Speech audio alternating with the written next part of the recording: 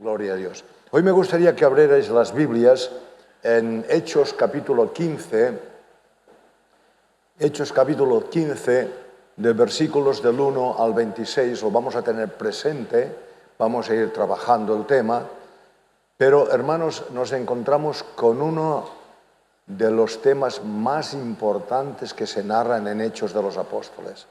Es muy importante lo que ocurre aquí, hermanos. Si no hubiera ocurrido esto en aquel momento, no sabemos cómo estaríamos nosotros hoy.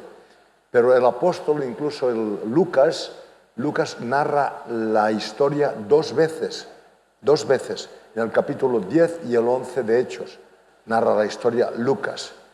El apóstol Pablo hace mención de esto en Gálatas capítulo 2. Quiere decir que es un tema importante. Antes de nada, espero que el Señor sea el que dirija esta palabra, que me haga decir lo que tengo que decir y me haga callar aquellas cosas que no están de acuerdo en su voluntad en este momento. Pero para hacer un poco de historia, de contexto, que creo que el contexto es muy bueno siempre, hermanos. El contexto nos sitúa en aquel momento, porque nosotros vivimos otro momento de la historia, hablamos otro lenguaje, tenemos otras formas de ver las cosas.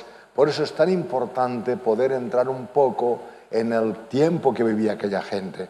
¿Qué les pasaba a aquella gente? ¿Cómo vivían? ¿Cómo estaban sufriendo las consecuencias de haber sido creyentes? Entonces, solamente un poquito de contexto y para entender un poco mejor el tema.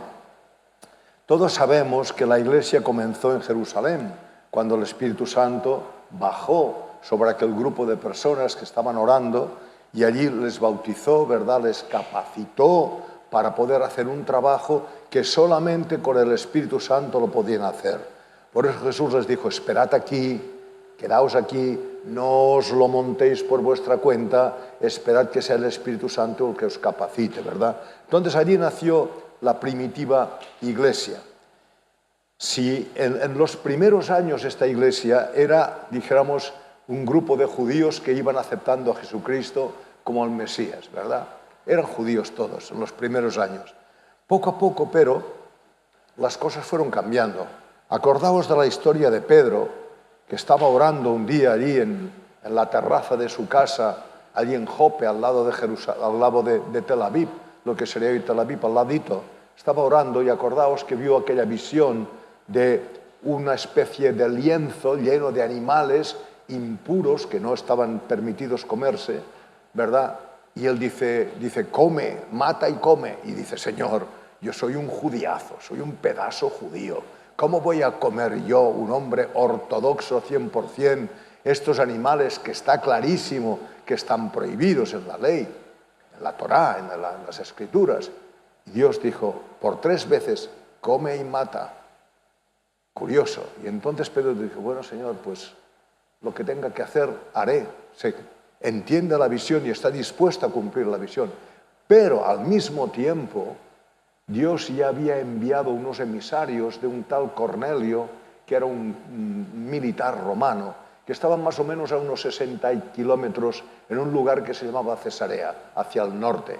Dios estaba actuando allí con este hombre Cornelio, que era un temeroso de Dios, un timorato. ¿Quiénes eran los timoratos? Aquellos que estaban interesados en la fe judía, porque veían que era una fe que les enseñaba moral, valores que ellos no tenían en su paganismo. Y ese hombre era un timorato, quería saber más de Dios, quería entender, pero Dios ya está hablando a este hombre, fíjate qué cosa. A 63 kilómetros al sur está hablando a Pedro con una visión, ¿verdad? Algo estático. A 63 kilómetros al norte está hablando a un senador, a un militar romano, ojo, romano, pagano, gentil, inmundo para los judíos. Y le está diciendo, oye, manda a buscar a un hombre que está en Jope y este te hablará más de mí, te hablará cosas importantes que tienes que conocer. Y Cornelio manda a 3 hombres a Jope, están 2 días de camino más o menos, 2 jornadas de día, llegan a Jope y mientras Pedro estaba viendo la visión, ellos están llamando a la puerta. Fíjate qué interesante. O sea, lo que estaba entendiendo Pedro, que tiene que tocar cosas que tienen que ver con los gentiles, aquellos gentiles están llamando a la puerta y dicen, oye Pedro, venimos de parte de Cornelio. ¿Y qué pasa? ¿Qué pasa? Por eso os digo, el contexto es tan importante. ¿Qué pasa? Que Pedro, que era un pedazo de judío como la copa de un pino, abre la puerta para que entren gentiles en su casa. Claro, si no entendemos esto, nos cuesta un poco entender todo lo demás. Pero es que Pedro obedece al Señor y le permite que los gentiles entren en su casa. Cuando él dice, yo nunca he hecho esto. Pero viene lo gordo. Pedro escucha a esta gente, obedece y se va 63 kilómetros más arriba, hacia el norte, y habita en casa de un gentil. ¿Qué os parece el rollo cómo va, muchachos? Es tremendo. O sea, entran los gentiles a habitar con Pedro, están contaminando ritualmente aquella casa, pero luego Pedro habita en su casa. Esto es impresionante. ¿Pero qué pasa? La iglesia empieza a crecer, se convierte en judíos y si no hubiera sido por lo que hace el Señor, la iglesia, el cristianismo hoy sería una especie de secta judía o una iglesia muy contaminada por el judaísmo, ¿verdad? Cuidado con lo que está pasando, cuidado con los judaizantes de hoy día, hermanos, que están aquí. En Italia yo he visto frutos de esto, gente que está siendo tocada por estos judíos que se llaman mesiánicos, pero que están negando como hacían los gálatas. Hay judíos mesiánicos muy buenos, hay judíos mesiánicos que creen en Yeshua, HaMashiach, pero tienen que añadirle algo más. Yo he conocido las dos partes personalmente, ¿verdad? Cuidado, porque las cosas no han cambiado mucho. Pero aquel grupo de cristianos que están ya funcionando, ¿qué pasa? Aquellos judíos que venían de la iglesia primitiva judía, ¿qué ocurre? Que se le empiezan a añadir gentiles, se están convirtiendo los gentiles. Gentiles están entrando allí, gente que no son judíos, se están convirtiendo al Señor y está creciendo un cuerpo de creyentes que está mezclado entre judíos y gentiles. Y nos encontramos con una iglesia que es la iglesia de Antioquía. ¿Quieres poner la diapositiva, por favor? La primera. Vamos, es para entender un poco la cosa. Mirad. Aquí está Judea, Jerusalén. Jerusalén está aquí. Antioquía, aquí arriba, está entre Siria y Turquía, 900 a 1000 kilómetros lejos de Jerusalén, de Judea. Pero hay otra Antioquía que tenéis que tener en cuenta, que está aquí a la izquierda, ¿veis? Esta es Antioquía de Psidia, la otra es Antioquía de Siria. Son dos Antioquías. En esta Antioquía es donde nace la primera iglesia bien constituida de judíos y gentiles. Es en esta iglesia de aquí. Y esta iglesia es donde estaba Pablo trabajando y ministrando, porque no voy a ir más allá para no hacerlo largo. Estaba allí instaurado. Y dice la Biblia, dice el Nuevo Testamento, que el Espíritu Santo les dijo, en una iglesia donde había profetas, donde había maestros, donde había pastores, pero el Espíritu Santo dice, apartadme a estos dos individuos, a Pedro y a Bernabé. Y dice que después de orar y estar en ayuno, les impusieron las manos y les enviaron. Aquí nace el nuevo apostolado. No eran apóstoles de los 12 que había con Jesús. Pablo había sido un apóstol porque tuvo la aparición de Jesús y la revelación de él. Pero no eran 12 más 1, 13, sino que era una nueva forma de apostolado. Era un apostolado que era no enviado por Jesús en ese aspecto, sino que la iglesia interviene, envía. De aquí el verbo postelo, apostelo, quiere decir enviar. Aquí tenemos la palabra post, ¿no? Enviar. Entonces la iglesia envía y aquí vemos una nueva forma de apóstoles, los enviados por la iglesia a hacer un trabajo. Hicieron un trabajo, porque fíjate qué viajes se hicieron. Toda esta zona de aquí, desde Antioquía, pasaron por Chipre, se fueron hacia arriba y entraron en la zona de Antioquía, que está allá en Galacia, ¿verdad? Entonces es muy importante entender lo que pasó allí, porque nos encontramos que cuando la iglesia estaba funcionando bien, la iglesia iba bien encaminada, ¿verdad? Ya tenía ministerios, tenía diferentes ministerios y había también apóstoles que había mandado, nos encontramos que llegan los judaizantes. ¿Y quiénes eran estos judaizantes? Les llama falsos maestros en otro lugar. Maestros que venían, fíjate tú, venían desde Jerusalén, aquí abajo, 900 kilómetros hacia arriba. ¿Para qué? Para fastidiar el invento. Para fastidiar algo que el Señor estaba haciendo. Estaba haciendo de dos pueblos uno. El pueblo de Dios, aquellos que habían creído en Cristo Jesús, pues desde allí, de casi 1000 kilómetros de distancia, vienen a fastidiar el invento, hombre. Y hermanos, aquí hay una lección importante. El enemigo no está contento en que haya una iglesia unida, que haya una iglesia que funcione. El enemigo se las busca todas para fastidiar la cosa, para estropear la cosa. Y esto es lo que ocurre en Antioquía. En Antioquía se presentan esta gente que eran falsos maestros, no sabemos muy bien qué clase de gente era. Algunos piensan que eran cristianos judíos de ascendencia farisaica que todavía no habían acabado de entender el Evangelio. Otros piensan que eran gente que pertenecían a grupos sectarios como los celotes, que eran una especie de grupo político asesino que había allí para buscar la independencia del Estado de Israel. Otros piensan que eran gnósticos, gente que estaban medio mezclados entre cristianismo y judaísmo y cosas ya de tipo más oculto. No se sabe muy bien. La cuestión es que vienen desde Judea y enseñaban a los gentiles convertidos. Enseñaban que los gentiles se tenían que convertir haciéndose judíos, haciéndose la circuncisión y sometiéndose a todo lo que significaba ser circuncidado.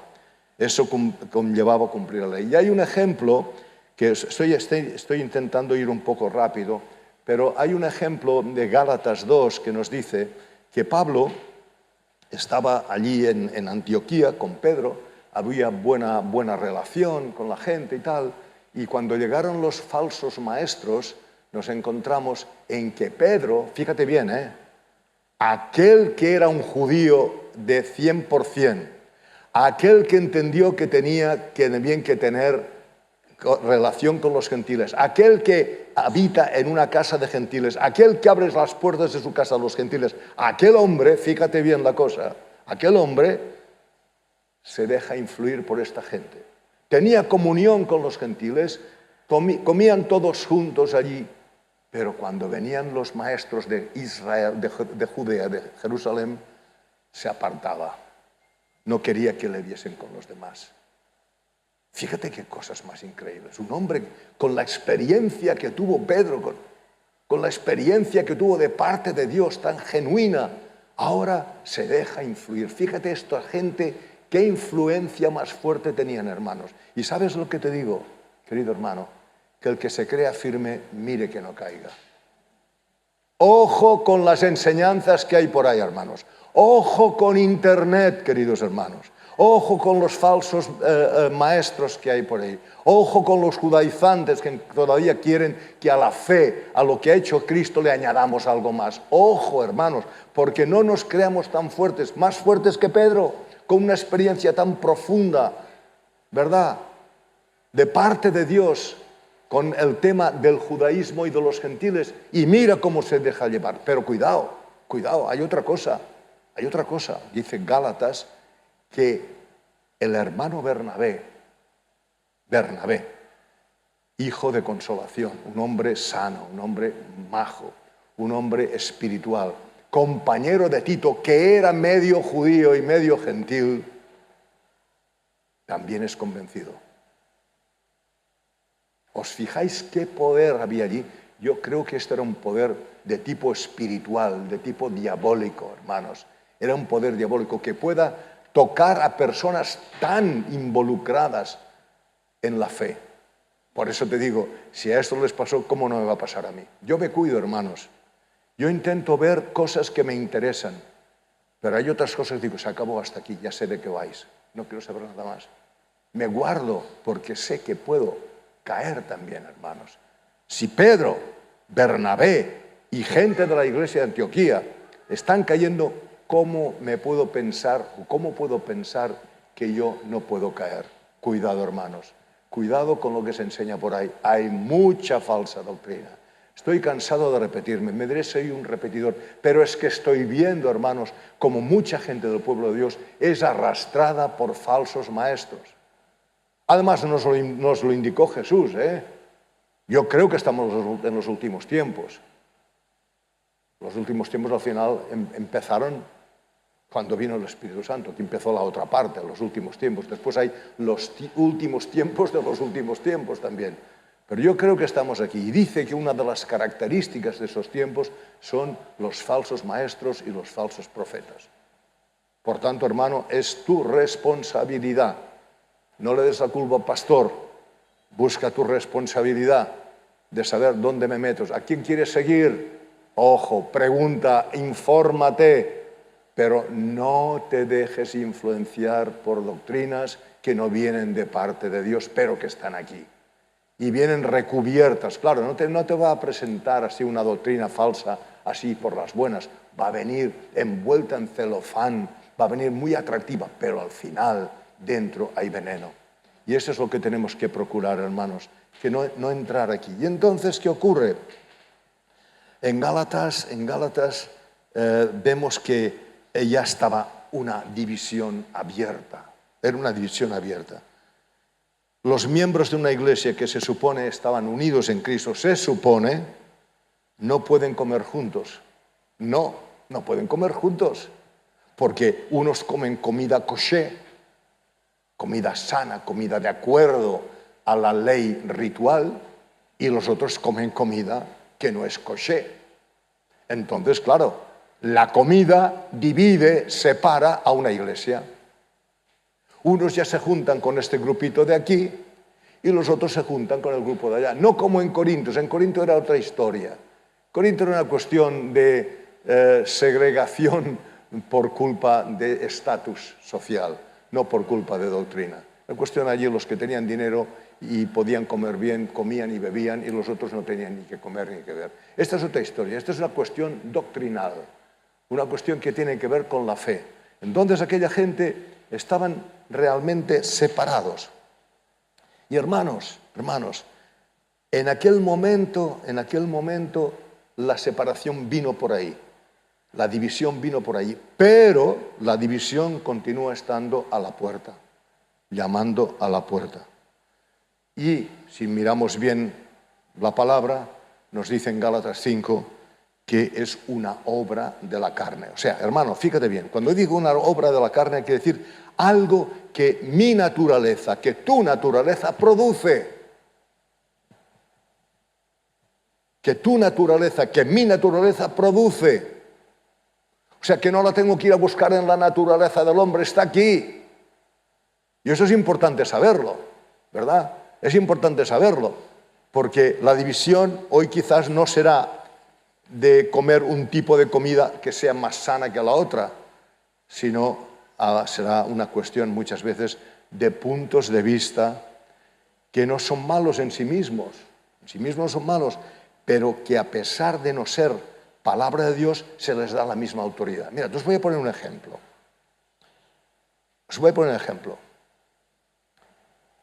En los años 20 en Estados Unidos había un problema tremendo con el alcohol. La gente los viernes por la tarde, cuando cobraban el sueldo de la semana, se lo gastaban casi todo, o muchos de ellos, una gran mayoría del pueblo, se lo gastaban casi todo en la taberna. Llegaban a casa y no tenían dinero para alimentar a sus hijos. Llegó a ser un problema tan grande que el gobierno decidió hacer una ley que se llamaba la ley seca, que no tuvo mucho éxito, pero estaba allí.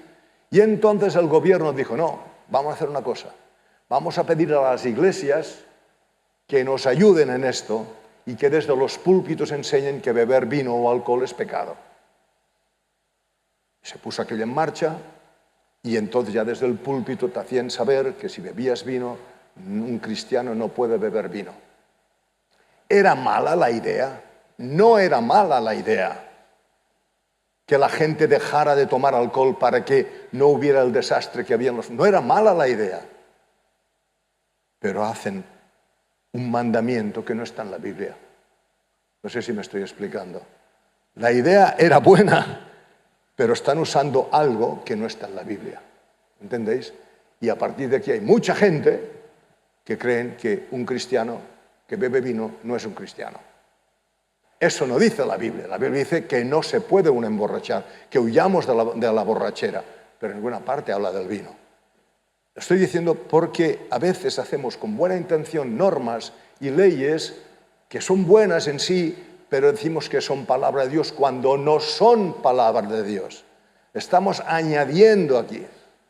Y eso puede crear incluso divisiones también, pensando que yo veo una cosa, tú ves otra. Bueno, yo creo que la Biblia nos habla de la libertad, ¿verdad?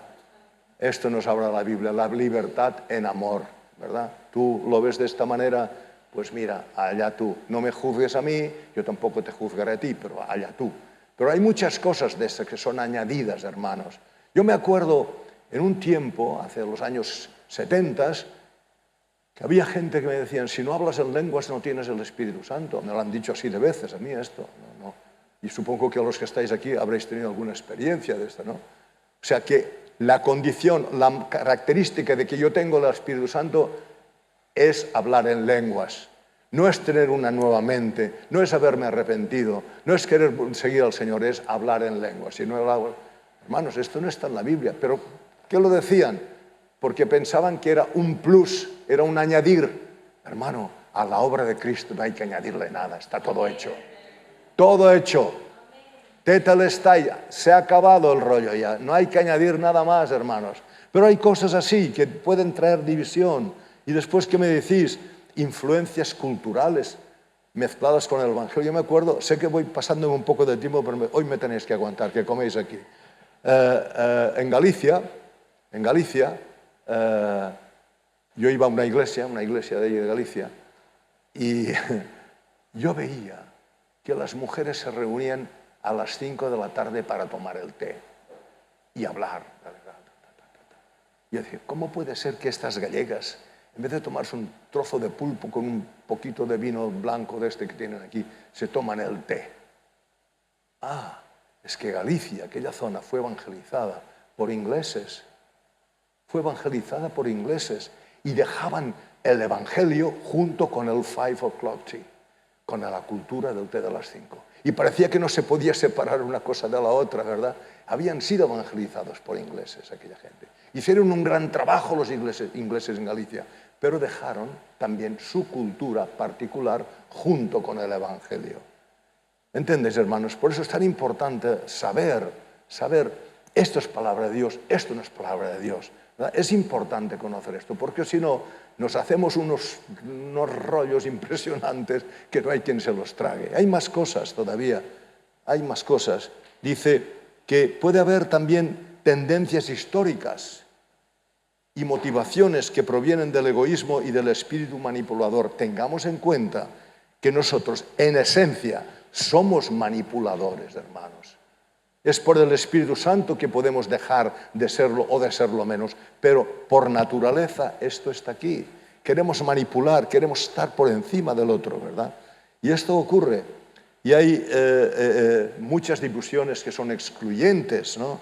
Por ejemplo, étnicas. Acordaos en Estados Unidos que muchas iglesias durante mucho tiempo ponían un letrero que decía "No Negroes here".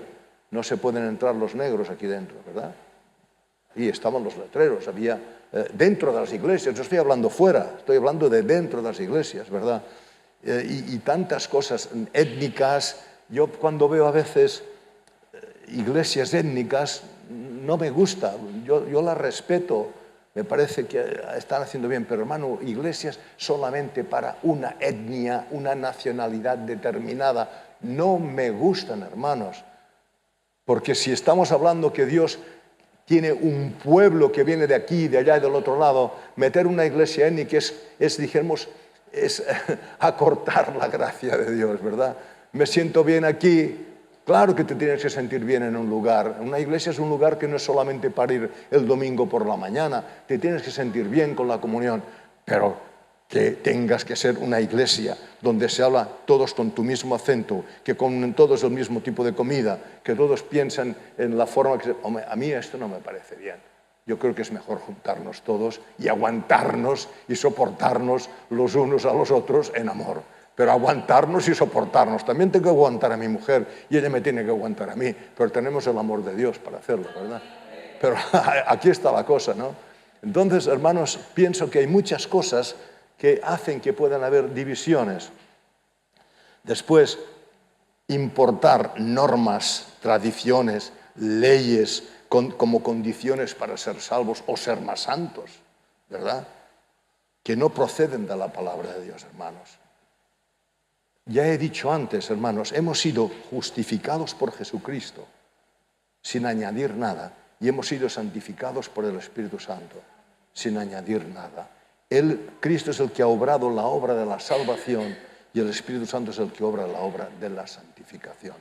Lo demás, hermanos, son cosas que nos montamos. Entonces Pedro, aquí nos encontramos en Gálatas que dice, es que Pedro no andaba correctamente con el Evangelio.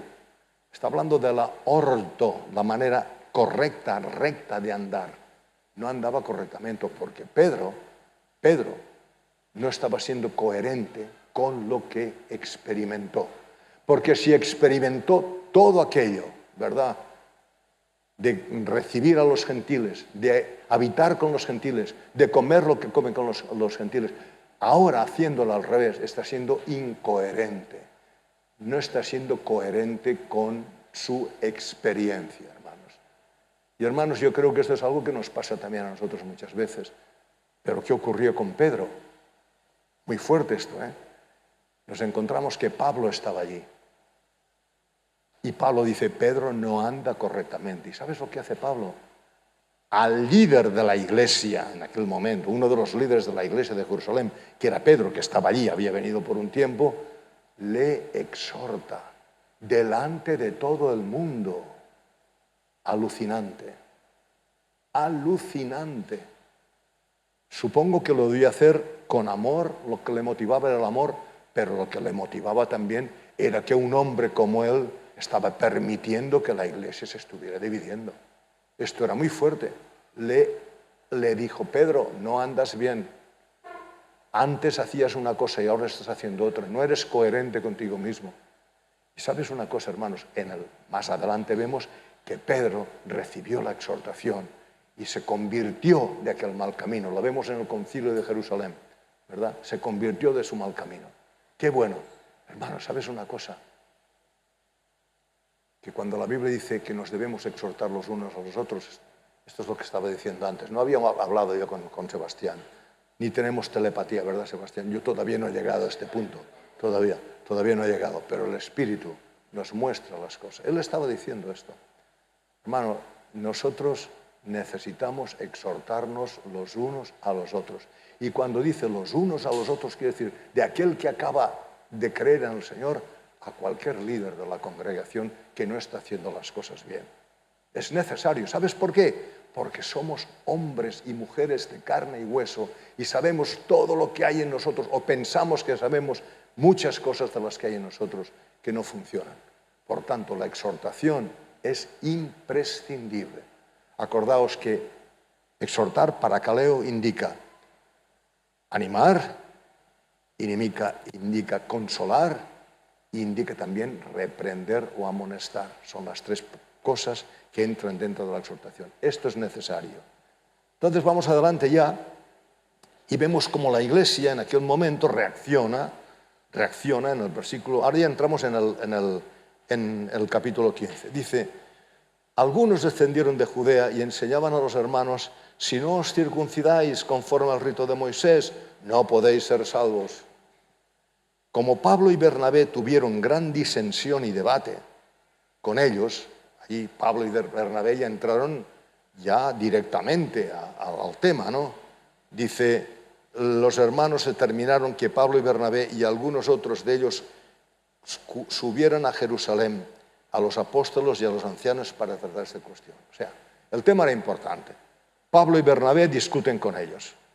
Se supone que deben hablar y deben discutir, pero no se soluciona nada. Entonces la iglesia, con mucho tino, dice, mira, vamos a ir a mandar una delegación a Jerusalén para aclarar ese tema. Porque acordaos una cosa, hermanos, acordaos que los falsos maestros de Gálatas decían que venían de Jerusalén, pero más adelante, en este capítulo de Hechos 15, dice, nosotros no los hemos enviado a estos individuos, han venido por su cuenta, nosotros no los hemos enviado. Entonces Pablo y Bernabé, con un grupito, no sé cuántos son, se van hacia Jerusalén para aclarar este tema. Y entonces allí nos encontramos que la iglesia de Jerusalén, esto era más o menos alrededor del año 49, 50 más o menos, ¿no? Y vemos en el versículo 4, dice, versículo 3, así que siendo enviados por la iglesia, pasaron por Fenicia, aquí vemos el recorrido, ¿veis? Fíjate qué recorrido, ¿eh? Pasaron por Fenicia desde Antioquía, pasaron por Fenicia, Galilea, Samaria, Judea, Jerusalén. Todo este recorrido, 900 kilómetros, ¿eh? No son bromas, no son bromas. Y no había coches ni jeeps en aquel momento, tenían que ir andando o con algún animal. Entonces dice que los hermanos de Antioquía dicen, tenemos que enviar a esta gente y los vamos a poner con Pablo y Bernabé, que encabezarán la comisión. Y entonces dice que aquí, versículo 4, dice, cuando llegaron a Jerusalén, fueron recibidos por la iglesia, toda la iglesia, los apóstoles, los 12, los que quedaban allí, y los ancianos, los gobernantes, los que dirigían la iglesia, e informaron de todo lo que Dios había hecho con ellos. Primero de todo, os informamos de lo que Dios ha hecho con nosotros. Y nos explican que ha habido milagros, que la gente se ha convertido, que han fundado iglesias, un testimonio tremendo de aquel primer viaje, ¿verdad? Les informan muy bien informados, ¿no? Y entonces dice, pero, fíjate bien la cosa por dónde va, algunos de la secta de los fariseos que habían creído, o sea, había fariseos que habían creído, se levantaron diciendo, es necesario circuncidarles y mandarles que guarden la ley de Moisés. No habían vomitado la primera papilla esta gente, hermanos, estaban en el proceso, pero todavía no lo habían sacado. Estaban en el proceso, todavía en su mente estaba en lo que se tenían que hacer para poder ser creyentes, ¿verdad? Para poder ser cristianos. Dice, no, hay que convertirse esta gente. ¿Puedes ponerme la segunda diapositiva, por favor? Mira, esto era cómo veían los judíos, los ortodoxos, cómo veían a un pagano. Primero de todo, la visión de los judaizantes era, hay que ganarse el favor de Dios guardando la ley. Hay que ganarse el favor de Dios guardando la ley. Hay que circuncidarse y al circuncidarte tú estás declarando que vas a guardar toda la ley, que vas a guardar todas las costumbres, los ritos, las tradiciones judías, todo. O sea, primero, de paganos se convierten en judíos y de judíos pueden convertirse en cristianos y en cristianos pueden ser admitidos en la iglesia. Esta era la visión judía, hermanos. Primero esto y luego vendrá lo otro. Hermanos, ¿no te suena a ti algunas veces, no sé, yo es que llevo mucho recorrido ya por ahí y a veces me convierto un tío un poco raro, pero yo he visto cosas, hermano, en algunas iglesias que ponen condiciones para poder ser un miembro de la iglesia, unas condiciones que no son lógicas, hermanos, que te hacen pasar como un pagano y tienes que entrar en su norma, en su tradición, para poder empezar a tenerte en cuenta cuando tú ya has nacido de nuevo, hermanos. Porque los judíos pedían la circuncisión en la carne, circuncidar el prepucio, ¿verdad? Pero es que Cristo nos hace la circuncisión en el corazón, que es mucho mejor, que es lo que dice Ezequiel, es lo que ocurrirá con Cristo, hermanos. Ellos no tenían en cuenta esto. Ellos que tenían tan en cuenta la ley, pero pasaban de cosas tan importantes como yo voy a venir, os voy a circuncidar, os voy a dar un corazón nuevo, os daré un corazón de piedra, que es de la ley, y os pondré un corazón de carne, que es el del Espíritu. Ellos no tenían en cuenta esto. Te hacían hacer cosas. Hermanos, cuidado. Hermanos, si tú has creído en Cristo Jesús como tu Señor y Salvador, si has aceptado lo que ha hecho Cristo en tu lugar, te han circuncidado el corazón y puedes tener comunión con los demás hasta tal punto que nos da su Espíritu Santo para que viva en nosotros. Y aquí no hay que aportar nada, queridos hermanos. Claro que sí que tiene que haber una forma de conducirnos, una forma correcta de conducirnos, una forma que sea ejemplo de conducirnos. Claro que sí. Claro que está apegado a nosotros un montón de tradiciones, costumbres, vicios y cosas que están aquí y que se ven. Pero para eso está el Espíritu Santo, para eso está la palabra, para eso está la exhortación, para que poco a poco se vaya cayendo todas estas cosas que tienen que ver con la vestimenta, lo que se ve, porque el hombre viejo ya ha sido crucificado, pero la vestimenta todavía queda aquí. Hay que quitarle los zapatos, los calzoncillos, la camisa y todo esto y meterla en la cruz, porque es donde le corresponde estar. Y entonces aquí nos encontramos que aquella gente de Jerusalén, que sabían lo que estaba pasando, ¿verdad? El grupo de creyentes gentiles, ellos decían, bueno, los representados por Pablo, decían, no, la visión cristiana, Dios quiere que nos aceptemos indefensos e indignos la gracia de Dios que se nos ofrece en Jesucristo. O sea, ¿qué dice aquí? Que te sientes que tú no puedes cumplir esta ley, igual que no la podían cumplir ellos, porque era el problema que tenían, que decían pero no podían.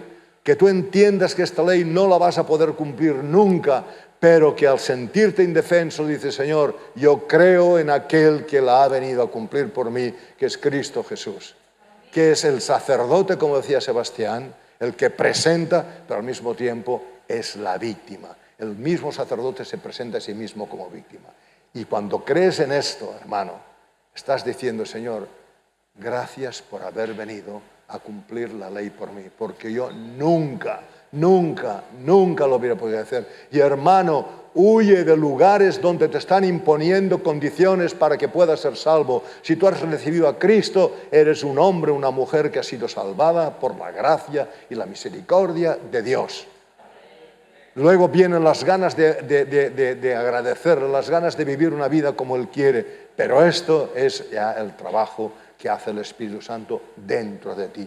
Huye, hermano, no quieras estar en ningún lugar donde te impongan condiciones para ser salvo.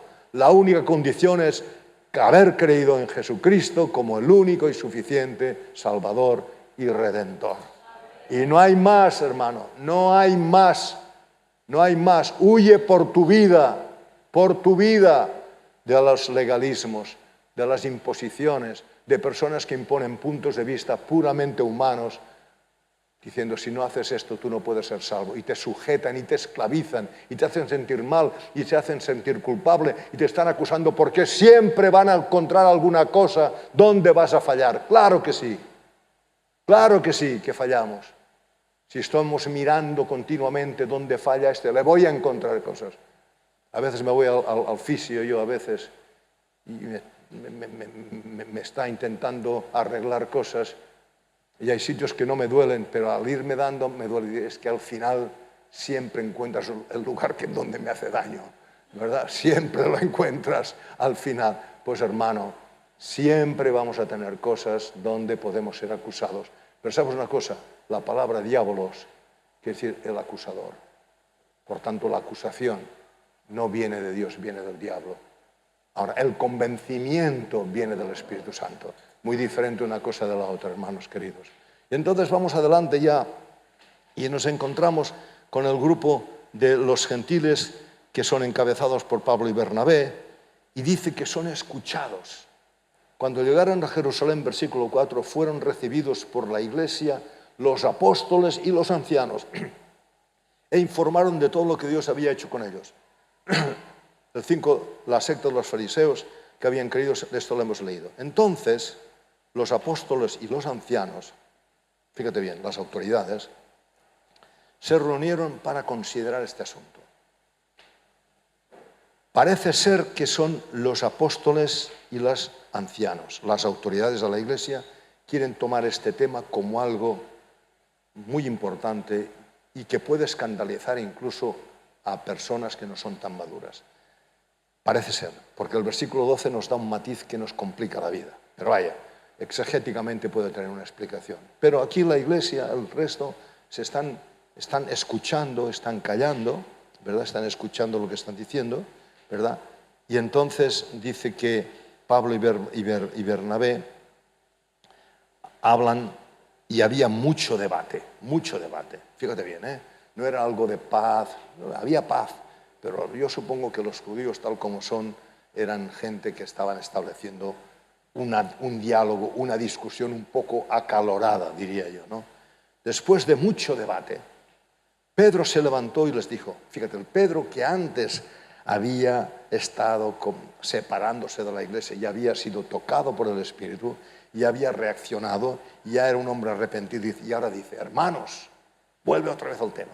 Vosotros sabéis que en los primeros días, al principio, Dios escogió de entre vosotros que por mi boca los gentiles oyeran las palabras del Evangelio y creyeran. Fíjate qué arrepentimiento había obrado Dios en este hombre cuando decidió no comer con los gentiles cuando venían los de abajo, los de Jerusalén.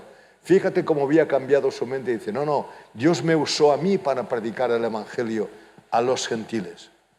Ahora bien, y ninguna, versículo 9, ninguna distinción hizo entre nosotros y ellos, purificando por la fe sus corazones, no por los rituales, no por las normas, no por las tradiciones, por la fe sus corazones. Ahora pues, ante esto, ¿por qué tentáis a Dios poniendo sobre el cuello de los discípulos un yugo que ni nuestros padres ni nosotros hemos podido llevar? ¿Por qué? No es de lo que hablaba Jesús, que mi yugo es fácil, ligera mi carga. Estáis trabajados y cargados de tantas normas, de tantas leyes, de tantas imposiciones, de tantas tradiciones que tenéis que cumplir.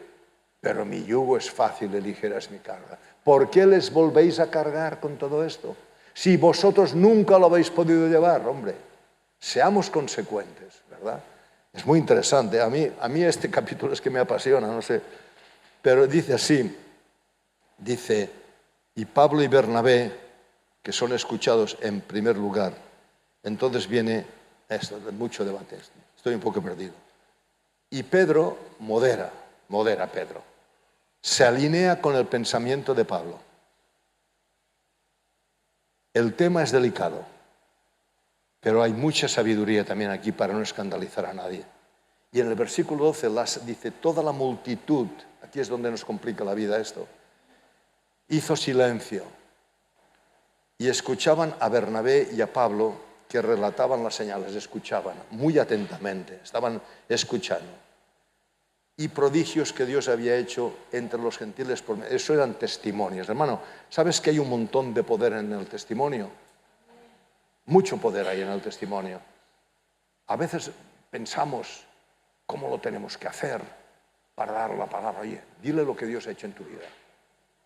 ¿Lo creerá o no lo creerá? Porque dice la Biblia que hay poder en nuestro testimonio. Y ellos estaban testificando, oye, lo podéis ver, mira, aquí, iglesias que han aceptado a Cristo y tal, ¿no?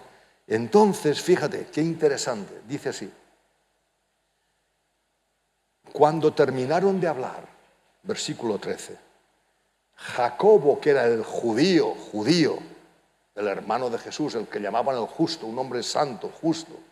Hay una tradición que dice que Jacobo, eso es una exageración, pero para decir algo, ¿no? Dice que tenía callos en las rodillas como los callos de los camellos, de tanto tiempo que pasaba arrodillado orando. Esto es tradición, no es palabra de Dios, ¿eh? Esto se dice por ahí. Yo no sé si es verdad o no es verdad. Pero Jacobo, ¿verdad? Dice, se levanta y dice, después de oír a todos, y usa las escrituras, Jacobo. Dice así. Respondió diciendo, escuchadme, hermanos. Cuando dice escuchadme está dando, dijéramos, la idea de que tiene una autoridad, de que los demás van a callar y le van a escuchar. Y cuando dice hermanos, para mí, desde mi punto de vista, está diciendo, yo soy uno más entre vosotros, no soy nadie más especial. Vosotros sois mis hermanos. Aquí no hay ya un escalafón, no hay una estructura de este es más que el otro y el otro más que el otro. Hermano, para mí esto es fabuloso. Le escuchan porque había una autoridad que emanaba de él, no porque tuviera que ser escuchado porque era el jefe de la iglesia, ¿verdad? Dice, y es muy interesante, dice, ahora pues, porque, estoy en el 13, ¿no? Cuando Jacob respondió diciendo, escuchadme hermano, Simón, está refiriéndose a Pedro, ha relatado cómo Dios al principio tuvo a bien tomar de entre los gentiles un pueblo para su nombre. Tuvo a bien, le plujo, vaya verbo difícil de conjugar, ¿verdad?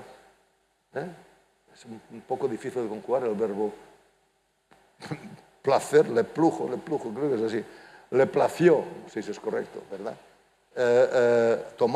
Usar a este hombre, a este Pedro, para evangelizar a los gentiles y hacer que los gentiles fueran un pueblo para su nombre.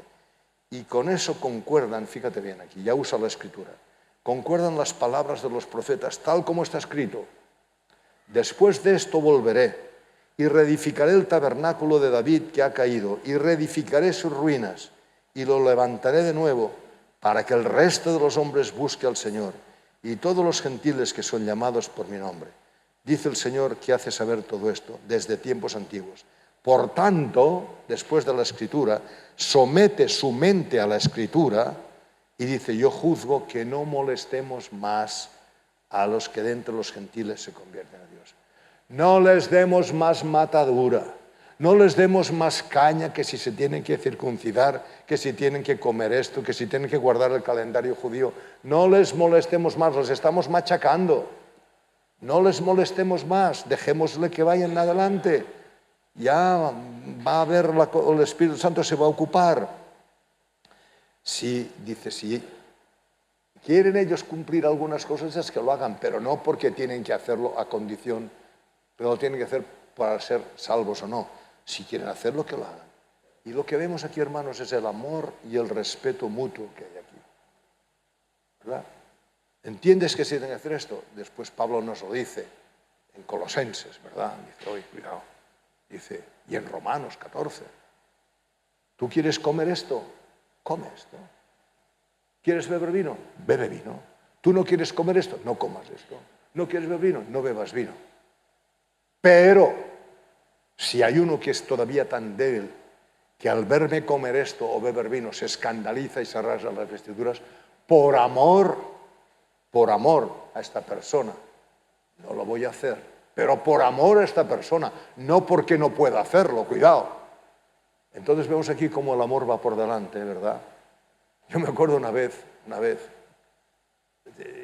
teníamos una comida fraternal y en aquel tiempo venían los portaaviones americanos aquí y nos traían muchos americanos y algunos buscaban las iglesias para ir al culto y tener comunión con las iglesias del lugar. Y estos chicos vinieron unos y después del culto quedaron y aquel día teníamos comida fraternal. Y yo pues tenía un poco de vino. Yo no sabía de estas cosas todavía. Y me puse un poco de vino en el vaso, de la que salió allí. Me pilló de sorpresa. Pero ¿cómo se escandalizó? Si yo hubiera sabido, a mí no me hubiera costado nada beber agua. Coca-Cola no, pero agua sí. Agua sí que hubiera bebido, ¿verdad? No me costaba, pero es que no lo sabía. Me pilló de sorpresa aquello. Entonces, si tu hermano se va a escandalizar al verte hacer esto, no lo hagas, hombre. No pasa nada, no tiene ningún problema. Si no puedes comer hoy carne, pues comes pescado o comes verdura, no pasa nada, ¿verdad? Pero por amor, no por imposición legalista. Muy diferente una cosa de la otra, ¿verdad? Muy diferente. Y entonces toman una decisión. Los gentiles tienen que hacer algo también, ¿eh? Algo tienen que hacer. Vamos a escribirles a los gentiles que no hagan según qué cosas por las que los judíos se rasgarían las vestiduras. tengamos en cuenta que antes de que llegarais vosotros, ya había mucho judío aquí metido, ya había mucho judío que tenía sus normas, y en aquel contexto eran normas muy estrictas que ellos aceptaban, y ver a cualquiera que no las cumpla les va a caer fatal, aunque digan que es un hermano, les va a caer fatal. Por tanto, seamos un poco sabios y no les apretemos para que estallen y exploten y compliquen la vida. Ellos hace tiempo que están aquí. Mira, no comáis un animal que no ha sido desangrado antes. No lo comáis. Huid de la fornicación en aquel momento, en aquella cultura helenística. La fornicación era lo más normal del mundo, con todas sus variantes: homosexualidad, pederastia, zoofilia. Estaba a la orden del día. No os metáis en esto. Huid de esto, ¿verdad? Y hay otra cosa también, que huid de la idolatría. No vayáis a lugares de ídolos. Para nosotros hoy es diferente, el contexto nuestro es diferente, ¿verdad? Pero en aquel momento pensad que cuando ofrecían un sacrificio, a lo mejor ofrecían una cabra y lo que ponían delante del altar era un cuerno de la cabra. Lo demás lo llevaban para comérselo en reunión o lo vendían a las carnicerías, los sacerdotes. Entonces, cuando ibas a la carnicería no sabías qué tipo de bicho había allí, si era un bicho sacrificado en el altar del paganismo, de los dioses paganos, o era un bicho que lo habían matado normalmente. No lo sabías. Por eso Pablo dice muy sabiamente: cuando vayáis a la carnicería, no preguntéis. No preguntéis, dice, no preguntéis si esto es de aquí, porque si preguntáis no sabéis a qué os exponéis. Pero eran cosas que a los judíos les podían complicar mucho la vida. Entonces, sabiduría. ¿Sabes que aquel hermano tiene este punto débil? No le provoques, hombre. Déjalo hacer. No le vayas aquí a meter la paja en el ojo, que puede mosquearse, puede enfadarse, ¿verdad? Y entonces había una serie de cosas. Y entonces dice, mira, vamos a hacer una cosa. Vamos a hacer esto y lo vamos a hacer ya.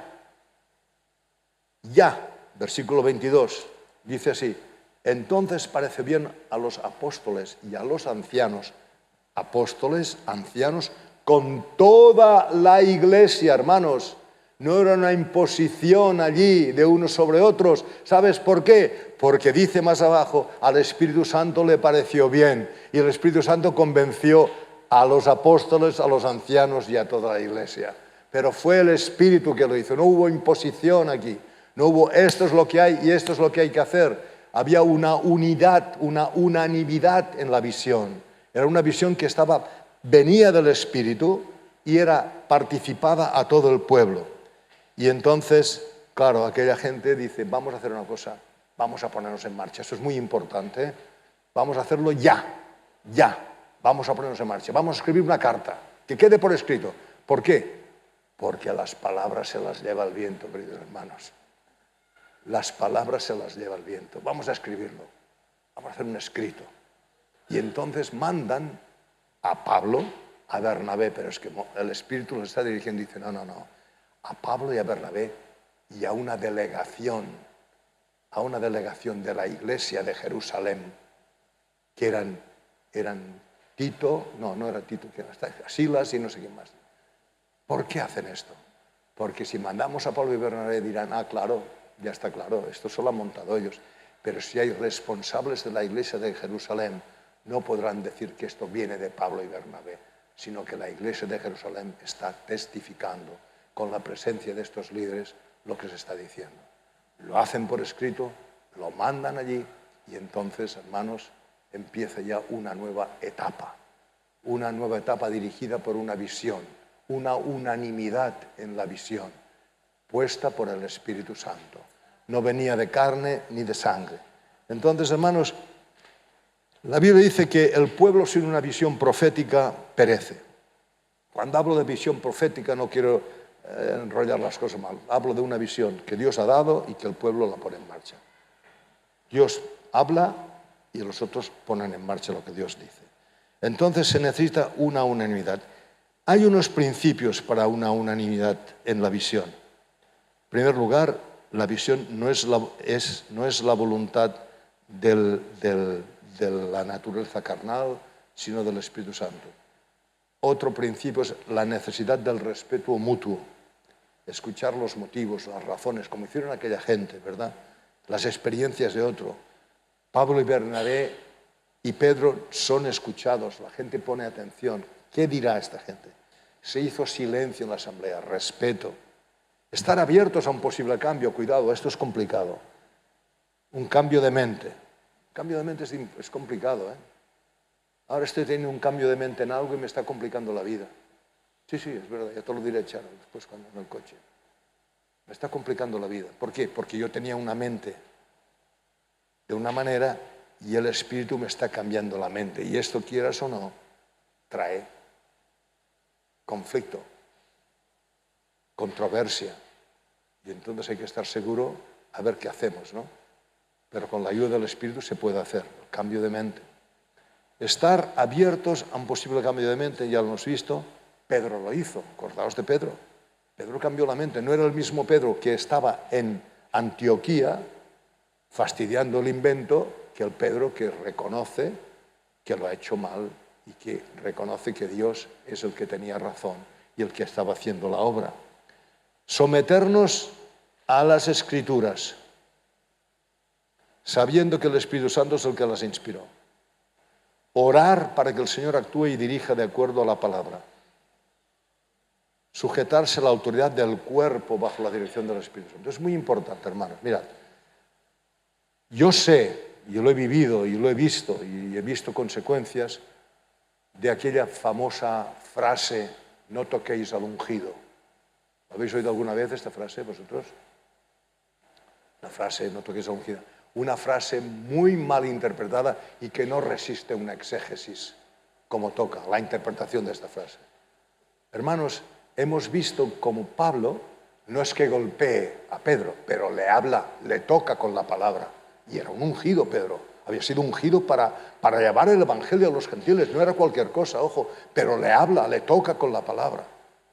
Hermanos, yo creo que el cuerpo necesita sentir que el Espíritu Santo está trabajando a través de las personas que hay allí, que Dios ha puesto allí.